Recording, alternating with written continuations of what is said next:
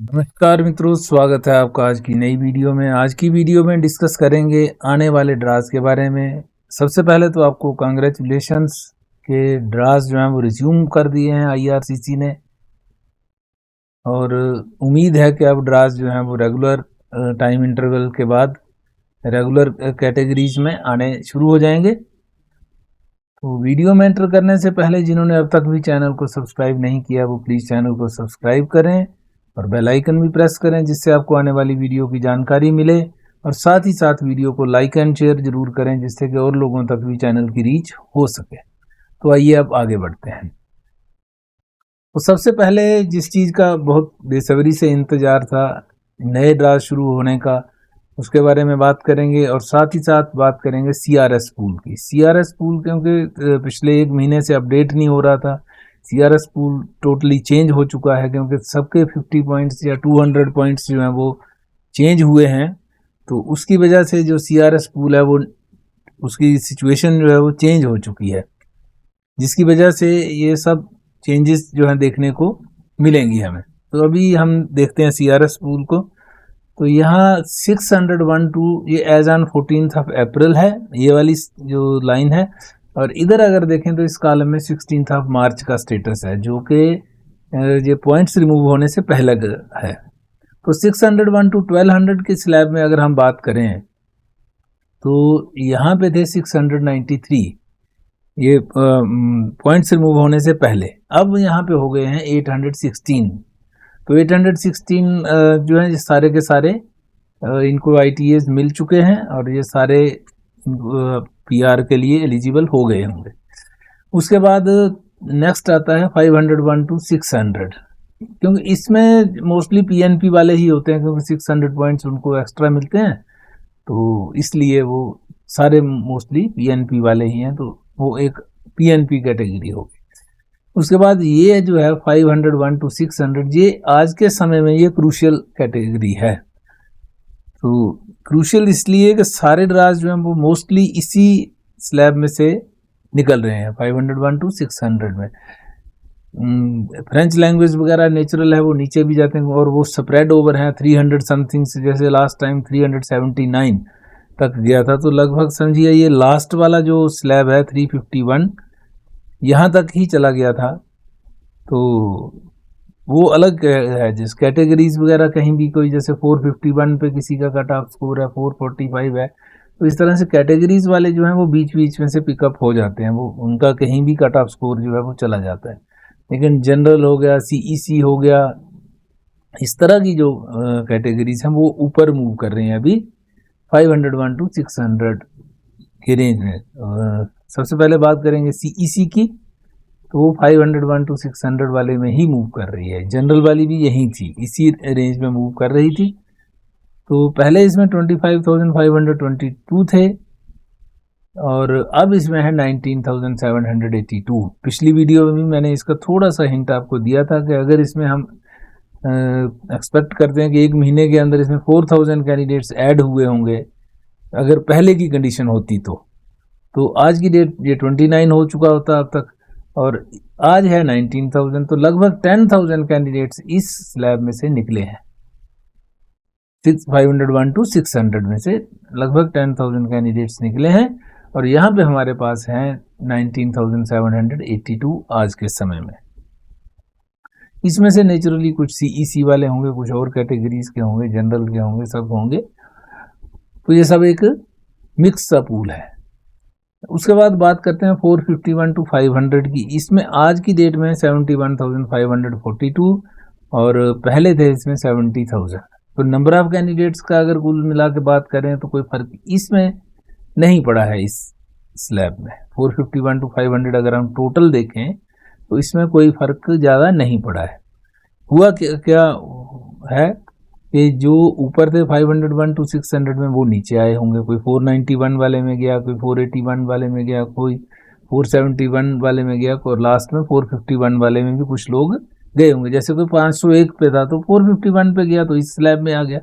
तो इसमें ऊपर से जो कैंडिडेट निकल रहे हैं वो इनमें चले गए, इससे ऊपर वाले, और जो इनमें से निकले होंगे वो और नीचे चले गए होंगे। अगर 50-50 पॉइंट हम नीचे करेंगे 200 जिसके कम हुए होंगे वो नेचुरली और नीचे गए होंगे, मगर 200 वाले ऑलमोस्ट 1000 कैंडिडेट्स थे, तो उसका कोई ज़्यादा फर्क इसमें नहीं है। फिर भी एक बार चेक कर लेंगे, जब दूसरी शीट एनालाइज करेंगे तो देखेंगे उसमें कितने थे एग्जैक्टली।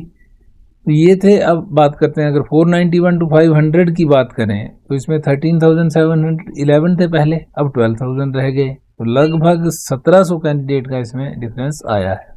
इसी तरह इसमें भी 1000 का डिफरेंस आया है 481 टू 490 में, और ये ऑलमोस्ट सेम ही है 16,033, यहाँ 16,215, और इसमें 2000 का डिफरेंस है, 14,032 थे और अब हो गए हैं 16,189। इसी तरह बात करें 451 टू 460, तो इसमें 12,000 थे जो कि अब हो गए हैं 14,000, तो 2000 इसमें भी बढ़े हैं। तो टोटल अगर बात करें तो इनमें 2-2 हज़ार का फर्क पड़ा है, इसमें कोई फर्क नहीं पड़ा, इसमें 1000 कम हुआ है, और इसमें भी लगभग 1700 कैंडिडेट्स कम हुए हैं, 1700। तो ये सारी सिचुएशन है अगर हम यहाँ तक ही डिस्कशन करें तो। चलिए एक बार आगे नीचे भी कर लेते हैं, क्योंकि बहुत दिनों बाद अगर पूल चेंज है तो एक बार पूरी डिस्कशन कर ही लेनी चाहिए। तो 401 टू 450 जो है, जहाँ 61,000 थे और यहाँ हो गए हैं 67,000 इस वाले में। 401 टू 450 यहाँ से लेके यहाँ तक 6,000 कैंडिडेट्स यहाँ इंक्रीज हुए हैं। उसका ज़्यादा चांसेस हैं कि कुछ नए भी जरूर ऐड हुए होंगे, कुछ यहाँ से नीचे आए होंगे, जिससे ये इंक्रीज हमें देखने को मिल रही है। 441 टू 50 जो है वो है 12,000 थे, तो अब हो गए हैं 14,000। या 431 टू 440 13,000 थे, अब हो गए 14,000। 421 टू 430 11,000 थे, अब हो गए 13,000। 411 टू 20 11,919 से 12,000 ही थे, अब हो गए 13,000, तो 1,000 का फर्क इसमें पड़ा है। तो यहाँ 12,617 थे और यहाँ पे 12,326 हो गए, तो यहाँ 300 के करीब कम हुए। और अगर इसकी बात करें 351 टू 400 में, यहाँ 51,000 से थे, यहाँ 53,000 हो गए, यहाँ 2,000 की इंक्रीज हमें देखने को मिल रही है। और इसी तरह 301 टू 350 में 21,000 थे, 22,000 हो गए, तो लगभग 1400 की यहाँ इंक्रीज हमें देखने को मिल रही है। और 0 टू 300 में 647 से 8,563, तो यहाँ पे लगभग 2,500 कैंडिडेट्स इंक्रीज हुए हैं। टोटल की बात करें तो यहाँ 236,000 थे और यहाँ पे 244,000 है, तो लगभग 8,000 कैंडिडेट्स इस पूरे महीने के अंदर ओवरऑल जो पूल है उसमें इंक्रीज हुए हैं। वो कोई खास बात नहीं है, वो होते ही रहते हैं। जैसे यहाँ भी अगर देखें 227 था, 236 हो गया, बल्कि यहाँ ड्राज जो है रेगुलर आए तो बड़े ड्राज आए थे, तो यहाँ थोड़ा सा कम भी हुआ था, 34 के बजाय ये 27 पे आ गया था। तो ये भी एक डिफरेंस पड़ जाता है, ड्राज इकट्ठे आ रहे हैं तो ये कम होता जाएगा, और अगर नहीं आ रहे हैं तो ये बढ़ जाएगा। तो ये तो चलो एक कॉमन सा फिनोमेना है इसमें। तो अभी बात करते हैं आगे, फर्दर एनालिसिस अब करते हैं कि अब आगे आने वाले ड्राज में क्या हो सकता है, क्या पॉसिबिलिटीज़ हो सकती हैं। तो थोड़ी सी चर्चा उसकी भी कर लेते हैं। उम्मीद है कि आज ही ड्रा आ जाए या कल आता है, देखते हैं अब। तो अब आएंगे इस पे। तो यहाँ मैंने कॉपी करके रख लिया है 14 अप्रैल की सिचुएशन जो थी, अभी जो हमने डिस्कस किया वो यहाँ पे इस तरह से है। तो यहाँ पे हमारे पास है 19,000 कैंडिडेट्स। तो अभी जो पिछला ड्रा, जो आज का ड्रा जो आया था पिछला, जो उसमें पीएनपी का ड्रा आया है, 825 इन्विटेशंस दिए गए हैं और 764 जो है वो कैंडिडेट अपना नंबर ऑफ 764 गया उसका कट ऑफ स्कोर, 825 इन्विटेशंस और कट ऑफ स्कोर गया 764। तो इसमें उस समय थे 816, या तो ये ड्रा के समय तक 9 कैंडिडेट्स और ऐड हो गए इसमें, 825 क्योंकि टोटल गए हैं, तो यहाँ तो 816 ही है। तो चांस यही है कि जब तक ये कुछ समय पहले की रिपोर्ट होगी नॉर्मली एक दिन पहले की बताते हैं, और ड्रा के आने तक इसमें 9 कैंडिडेट्स और ऐड हो गए हैं और ये 25 इसमें निकल गए हैं। तो ये भी एक डाउट क्लियर हो जाता है यहाँ। अगली बात करते हैं अब इस पूल की मेन कहानी इसी पे टिकी हुई है। तो यहाँ पे अगर आते हैं, अगर ये CEC कैटेगरी में होगा तो मैं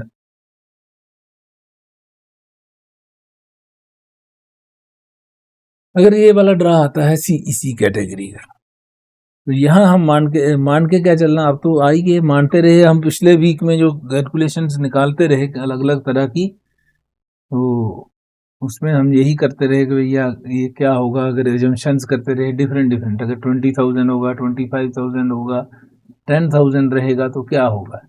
तो आज हमारे पास थोड़ी सी क्लियर है सिचुएशन। तो यहाँ 19,000 हमारे पास कैंडिडेट्स हैं टोटल। अब इसमें से हालांकि पता नहीं है कि CEC वाले कितने होंगे, लेकिन फिर भी एक हम ले लेते हैं, कैलकुलेशन कर लेते हैं टोटल, क्योंकि हमारे पास CEC के जो कैंडिडेट्स हैं वो 50 पॉइंट्स वाले वो 33,400 है। ये डाटा जो पिछला हमें मिला था 33,000 थे। तो यहाँ टोटल क्योंकि वो जो 33,000 वाले हैं वो नेचुरल है, वो पूरे पूल के होंगे, तो थोड़े यहाँ होंगे, बाकी नीचे नीचे होंगे। तो यहाँ अगर हम मान के चलेंगे, यहाँ अगर हमारे पास अब एग्जैक्ट डाटा तो नहीं है कि भाई इन्होंने अलग अलग स्लैब वाइज तो डाटा प्रोवाइड नहीं किया है, तो ये अगर डाटा हम मान के चलें तो सपोज अगर हम देखें यहाँ 5,000 कैंडिडेट्स है CEC वाला। अगर ये CEC वाले 5,000 होंगे तो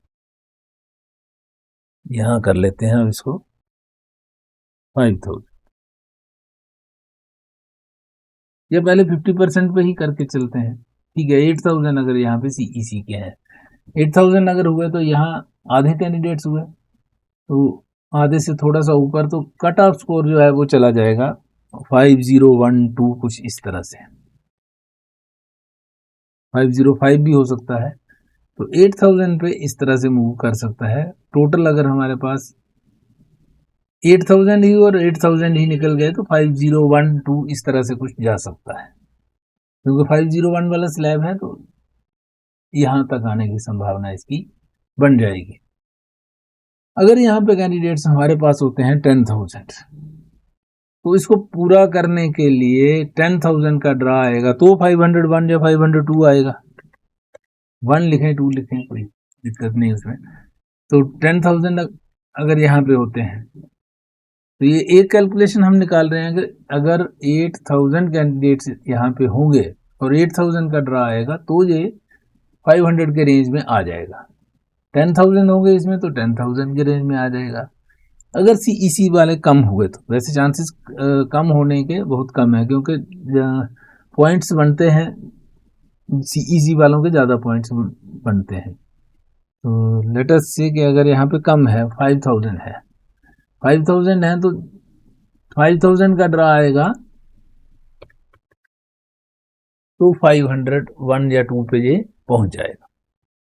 अब यही डिपेंड करेगा कि यहाँ पे हमारे पास CEC के कैंडिडेट्स कितने हैं। अगर ज़्यादा हुए, 10,000 से ऊपर हुए, तो उतना हमें चाहिए, उतना बड़ा ड्रा चाहिए जिससे कि हमारा स्कोर जो है वो 500 पे आ जाए। सपोज यहाँ पे 12,000 होंगे तो यहाँ हमें ड्रा साइज 12,000 होना चाहिए 501 तक लाने के लिए।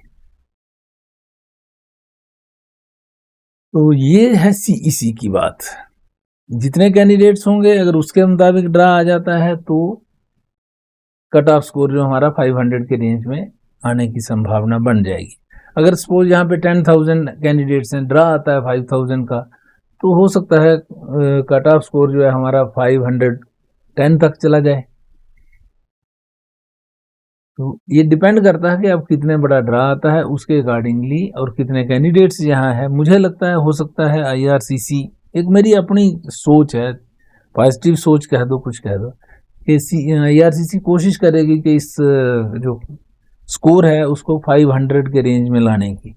500 के रेंज में मतलब 505 से नीचे नीचे लाने की उम्मीद तो ऐसी ही है, क्योंकि अब कैंडिडेट्स कम है तो इस समय ये लोग कर सकते हैं, बड़े ड्राज निकाल के इसको कर सकते हैं। बाकी उनको अपनी वो प्रोसेसिंग की स्पीड भी देखनी होती है और 100 तरीके की चीज़ें होती हैं उनके पास, क्योंकि ज़्यादा अगर बड़े बड़े ड्राज निकाल देंगे तो फिर प्रोसेस नहीं हो पाती एप्लीकेशन, फिर उधर बैकलॉग रहता है, तो वो भी एक समस्या है। आप देख रहे हैं प्रोसेसिंग टाइम्स की जो वीडियो है उसमें देख लीजिए, जो बनाते रहते हैं बीच बीच में, तो प्रोसेसिंग टाइम कितने इंक्रीज होते जा रहे हैं हर कैटेगरी में। तो ये भी एक समस्या आ जाती है अगर बहुत बड़े ड्राज निकालें, तो ये उनके ऊपर डिपेंड करेगा कि अब कितना बड़ा ड्रा निकालते हैं। तो उम्मीद तो यही है और प्रे भी यही करते हैं कि बड़ा ड्रा आ जाए ताकि कट ऑफ स्कोर जो है 500 के नीचे पहुंच जाए। अच्छा, अगर 10,000 इसमें से निकल जाता है, फिर हमारे पास कैंडिडेट्स जो 10,000 बाकी बचते हैं नॉन सीईसी वाले, वो जनरल कैटेगरी वाले हो गए या किसी और कैटेगरी वाले जो सीईसी जिनके पास नहीं है, कैनेडियन एक्सपीरियंस नहीं है, जो आउटसाइडर है, तो उनका नंबर फिर जब जनरल ड्रा आता है उसमें आएगा। अगर तो इन कैटेगरीज में, अगर उसमें से इन कैटेगरीज में कोई फॉल कर गया, सीईसी नहीं है लेकिन फ्रेंच लैंग्वेज है, तो वो निकल जाएगा।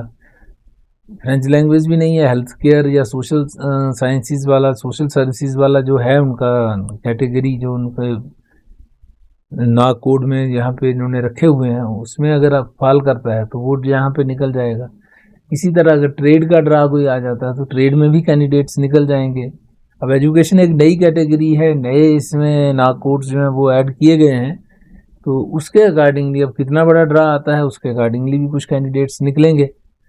तो ये अब सारा सिस्टम जो है धीरे धीरे स्ट्रीमलाइन होने जा रहा है।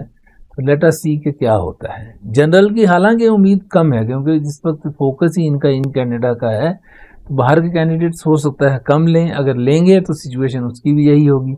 अगर यहाँ पे 10,000 जनरल वाले हुए तो सबसे पहले सीईसी ड्रा, अगर सीईसी पहले निकले तो यहाँ बचते हैं फिर 10,000। सपोज यहाँ पे मिसाल एक लेते हैं, एग्जाम्पल है कि अगर यहाँ पे 10,000 सीईसी वाले निकल गए, पीछे बचे लगभग 10,000, और इस 10,000 में से ये सारे जनरल में तो सभी आते हैं, और फिर 10 अगर इसको 500 पे लाना होगा तो यहाँ 10,000 का ड्रा चाहिए। कट ऑफ स्कोर अगर 500 एग्जैक्टली करना है, 501 500 501 ऐसे, तो यहाँ पे 10,000 का ड्रा हमें चाहिए। अगर यहाँ पे जनरल वाले 10,000 है तो कम है तो कम में हो जाएगा। जैसे यहाँ जनरल वाले बचते ही सीईसी 15,000 हो जाए और जनरल हो ही 5,000, तो वो 5,000 लाने के लिए फिर 5,000 का ड्रा चाहिए, जो कि इसको 501 पे ले आएगा। और अगर सीईसी कम हुए, जनरल ज़्यादा हुए, तो बड़ा ड्रा और चाहिए, 12,000 15,000 जितने बचे हों। अगर पूरा नील करना है तो उतने का ड्रा आईआरसीसी को निकालना होगा, जिससे कि सारे कैंडिडेट्स को इनवाइट किया जाए और सारे कैंडिडेट्स पूल में से निकल जाएं, और हमारा जो कट ऑफ स्कोर है फिर उसके बाद 500 तक आ सकता है आगे आने वाले ड्राज के लिए। क्योंकि फिर धीरे धीरे एडिशन कम होती जाएगी ना, जो हो चुके हैं वो हो चुके हैं। अब अगर एडिशन कम होती जाएगी यहाँ ऊपर वाले स्लैब्स में, तो पॉइंट्स कम मिलेंगे लोगों को, तो ऊपर कम आएंगे, तो फिर ऑटोमेटिकली कट ऑफ स्कोर जो है वो नीचे आता है। जैसे साल 2 साल पीछे की बात करें तो 481 490 था पीछे, उसके बाद ये बढ़ता गया ऊपर आ गया। बीच में पास हो जाता है तो उससे भी फर्क पड़ जाता है। अभी जैसे 1 महीने का पास हुआ है तो उससे थोड़ा सा पूल में फर्क आ गया, लेकिन अभी चलो पॉइंट्स गिरे तो नीचे आ गए। बाकी उनके लिए भी पूरी सिंपैथी है जिन लोगों के पॉइंट्स गिरे हैं, तो वो अपने आप को निराश ना रखें, हिम्मत रखें, और अगर पॉइंट्स किसी भी तरीके से आपके इंक्रीज होते हों, जो भी पॉइंट्स आपका जो भी सिस्टम है, अपनी प्रोफाइल खुद भी एनालाइज कर सकते हैं, किसी और से भी चेक करवा सकते हैं। तो अपने पॉइंट्स जो है इंक्रीज करने की कोशिश करें ताकि आपका भी नंबर जो है आ जाए। क्योंकि अगर जो ऑलरेडी 540 पे था तो 490 पे अगर आया है तो उसके लिए थोड़ा सा एक होता है डिप्रेशन जैसा, तो होता ही है कि भैया नीचे आ गए, चांस था ऊपर आने वाला। चलिए कोई बात नहीं, लेकिन अब क्या है कि उसमें जो सिस्टम डेवलप हो गया, अब उसी के साथ हमें आगे बढ़ना है, और आगे बढ़ना ही ज़िंदगी है। तो आप आगे बढ़ने के लिए अपने पॉइंट्स इंक्रीज करने की कोशिश कीजिए। अगर उसमें आप ये कर सकते हैं, मैं आपको ये भी गाइडलाइंस, आगे एक नई वीडियो भी बनेगी इसके ऊपर भी, शॉर्टकट में बता देता हूँ कि आप फ्रेंच लैंग्वेज अगर कर सकते हैं, हालांकि वो टफ है, 6-7 महीने 8 महीने आपको लगेंगे एक लैंग्वेज नई सीखने के लिए। इंग्लिश ही आप अगर जैसे स्कूल में लेवल 1 से सीख रहे हैं तो 10th तक आते आते 12th तक आते आते कहीं थोड़ी बहुत आपकी होती है, फिर भी आइल्स के पॉइंट पूरे नहीं हो पाते। लेकिन फ्रेंच जो एक बिल्कुल इंटायरली नई लैंग्वेज है और उसमें फ्रेंच मैंने भी थोड़ी बहुत स्टडी की है, तो फ्रेंच में दिक्कत ये है कि उसका बोला कुछ जाता है, लिखा कुछ जाता है। ये बहुत बड़ी समस्या है फ्रेंच में। तो इतना आसान नहीं है फ्रेंच को सीखना भी। तो आप कर सकते हैं। अगर इंग्लिश के आपके स्कोर कम है तो आइल्स में आप या दूसरा कोई टेस्ट दे के आप अपना स्कोर जो है इंक्रीज कर सकते हैं। इसी तरह आप कोई अपना एक्सपीरियंस बढ़ा लीजिए। कनाडा में एक्सपीरियंस अगर आप बाहर से हैं तो बहुत मुश्किल है लेना, अगर विद इन कनाडा है तो एक्सपीरियंस गेन करते रहें और अपने वो कोशिश करिए जो आपका एजुकेशन का फील्ड है या किसी जो आपका पुराना एक्सपीरियंस है उसके साथ ही ऐड ऑन हो जाए, वही एक्सपीरियंस तो ज़्यादा फायदेमंद रहेगा। अगर दूसरा भी कोई होता है तो कोई इशू नहीं, आप उसमें देख सकते हैं नाक कोड अगर आपको उसमें फिट बैठता है क्या है आपका, अपने अपने प्रोफाइल के हिसाब से चेक कर सकते हैं। एक्सपीरियंस गेन कीजिए, चाहे विद इन कनाडा हो चाहे बाहर का हो। अब एक नया और भी आप कर सकते हैं, जैसे आपको कनाडा का एक्सपीरियंस हो गया तो 1 साल के लिए अगर आप मगर कनाडा से बाहर आके अगर आप एक्सपीरियंस लेते हैं तो वो वहाँ दिक्कत हो रही है, वहाँ इन कनाडा वाला पंगा है।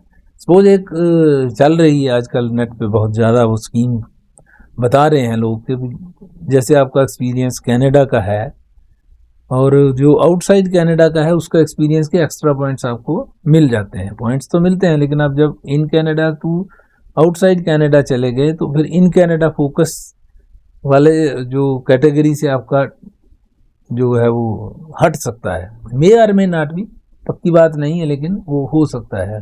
हाँ, अगर किसी का पहले का एक्सपीरियंस है तो उसके पॉइंट्स भी उसको मिलेंगे, वो ऐड करिए, पुराना एक्सपीरियंस भी। और कनाडा का है तो वो तो ऐड करोगे ही करोगे।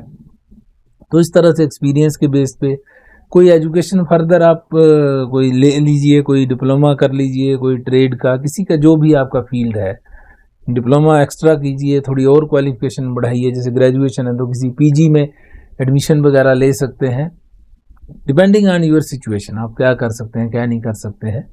तो आप एक्सपीरियंस, क्वालिफिकेशन, एज का तो बढ़ नहीं सकता किसी भी तरीके से, तो एज का तो जो है वही रहेगा। स्पाउस के पॉइंट्स ऐड करने से आपको बेनिफिट होता है कि नहीं होता है वो भी आप कैलकुलेशन कर सकते हैं। अगर स्पाउस भी आपके साथ कंपनी कर रही तो ये बहुत सारे फैक्टर्स हैं जिनके बेस पे आप अपने पॉइंट्स इंक्रीज कर सकते हैं और कंपटीशन में आगे आ सकते हैं। तो कोई this is not the end of the world. एक शायद कुछ लोगों के लिए अच्छा भी हुआ है और खैर कोई बात नहीं, इसका कुछ नहीं चिंता, ये बिना आपको आगे बढ़ना होगा।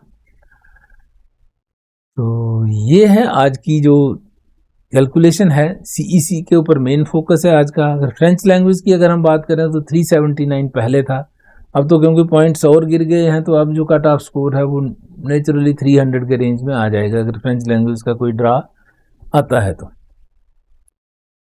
300 के रेंज में ही उसका रहने की संभावना, क्योंकि अभी अभी इतना बड़ा ड्रा आया था 7500 का, तो अब ड्रा आता है तो वो कट ऑफ स्कोर ऑटोमेटिकली नीचे ही जाएगा, कोई चक्कर नहीं है उसका। हेल्थ केयर, ट्रेड, एजुकेशन, इनके क्योंकि ड्रा आए नहीं है, एजुकेशन का तो बिल्कुल नहीं आया है, तो इसका वही सिचुएशन रहनी चाहिए जो थी। अगर अब एक आधा ड्रा आ जाए तो ज़्यादा क्लियर हो जाएगा। एनीवेज, हेल्थ केयर की अगर हम बात करते हैं तो 463 पिछला था, तो अब अगर जो भी ड्रा आता है इसी रेंज में कट ऑफ स्कोर रहना चाहिए इसका, 450 के रेंज में, 450 के रेंज में। ट्रेड का भी 400 टू 450 के रेंज में अगर छोटे छोटे ड्रा जाते हैं, अगर कोई बड़ा आ जाता है तो नीचे आ जाएगा, कोई चिंता नहीं उसकी। एजुकेशन का भी एक्सपेक्ट तो यही कर रहे हैं 450 के रेंज में ही, कुछ पॉइंट्स नीचे या ऊपर। तो ये इनका एक जनरलाइज है, रिव्यू है, इन कैटेगरी एनालिसिस है इन कैटेगरीज का, क्योंकि इनके ड्रास बड़े दिनों से नहीं आए हैं इसलिए थोड़ा सा कैलकुलेशन में डिफ़िकल्टी है। एनीवेज, एक ब्रॉड सी गाइडलाइन आपको बता रहा हूँ कि ये पॉसिबिलिटी हो सकती है।